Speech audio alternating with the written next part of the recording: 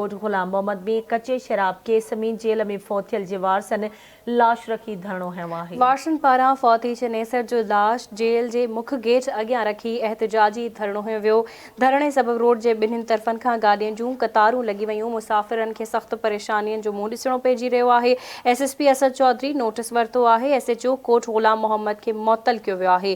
अहम ख़बर खां मांखे आगाह करे रहिया आहियूं। कोट गुलाम मोहम्मद मां कच्चे शराब केस में जेल में फौत थियल जे वारसन लाश रखी धरणो हयो आहे।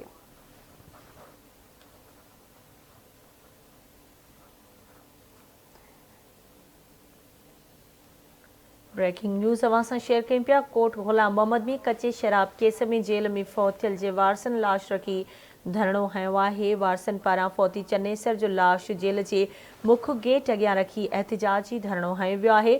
धरणे सबब रोड जे ॿिन्ही तरफ़नि खां गाॾियुनि जूं कतारूं लॻी वियूं। तफ़सील मालूम कंदासीं। आवाज़ जो रिपोर्टर प्रेम सागर असां सां लाइन ते मौजूद आहे। जी प्रेम सागर, कहिड़ा तफ़सील आहिनि इन हवाले सां आगाह कजो।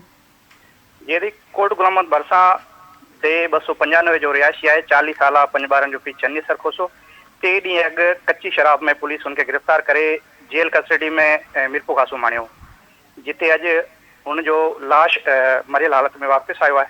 वारसन पारां जेल इंतज़ामिया ऐं SHO कोट गुलाम मोहम्मद ते क़त्ल जो इल्ज़ाम आयो आहे, जॾहिं त वारसन पारां चनेसर जी लाश मुख्य मेन रोड ते रखी एहतजाजी धरणो हयो वियो आहे ऐं रोड ॿिन्ही तरफ़ां ब्लॉक कयो आहे। जॾहिं त रोडनि जे ॿिन्ही पासनि खां डिगियूं गाॾियुनि जूं कतारूं लॻियूं आहिनि। ठीकु आहे प्रेम, वॾी महिरबानी अवां जी अपडेट करण लाइ।